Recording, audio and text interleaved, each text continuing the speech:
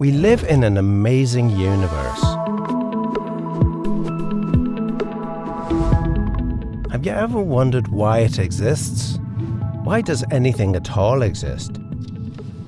Gottfried Leibniz wrote, "The first question which should rightly be asked is, why is there something rather than nothing?" He came to the conclusion that the explanation is found in God. But is this reasonable?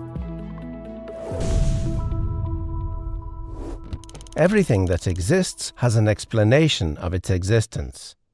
If the universe has an explanation of its existence, that explanation is God.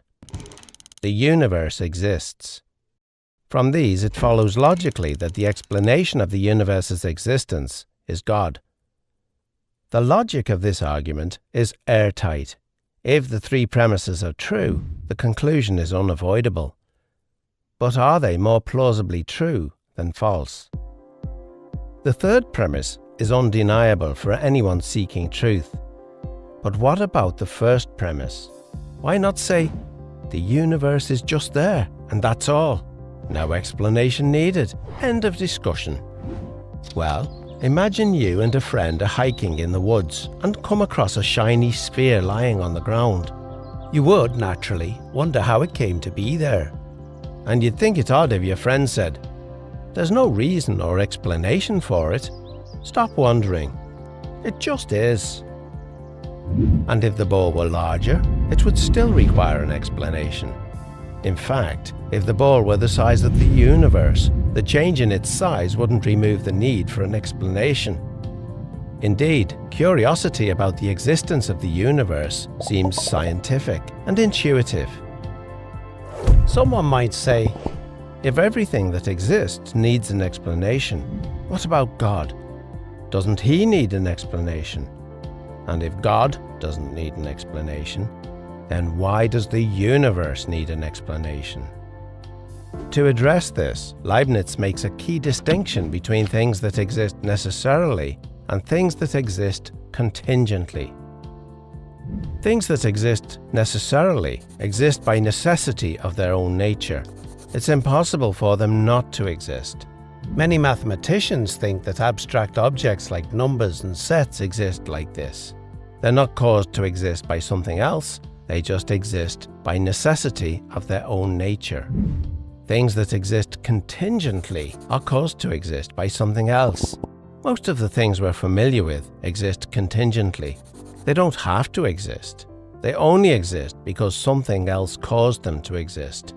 If your parents had never met, you wouldn't exist. There's no reason to think the world around us had to exist. If the universe had developed differently, there might have been no stars or planets.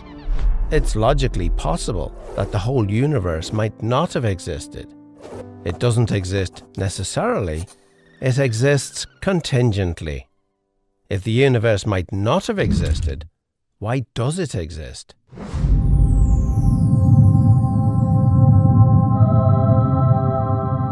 The only adequate explanation for the existence of a contingent universe is that its existence rests on a non-contingent being, something that cannot not exist because of the necessity of its own nature. It would exist no matter what. So, everything that exists has an explanation of its existence, either in the necessity of its own nature or in an external cause. But what about our second premise? Is it reasonable to call the explanation of the universe God? Well, what is the universe? It's all of space-time reality, including all matter and energy. It follows that if the universe has a cause of its existence, that cause cannot be part of the universe. It must be non-physical and immaterial, beyond space and time. The list of entities that could possibly fit this description is fairly short, and abstract objects cannot cause anything. Leibniz's contingency argument shows that the explanation for the existence of the universe can be found only in the existence of God. Or, if you prefer not to use the term God, You may simply call him the extremely powerful, uncaused, necessarily existing, non-contingent, non-physical, immaterial, eternal being who created the entire universe and everything in it.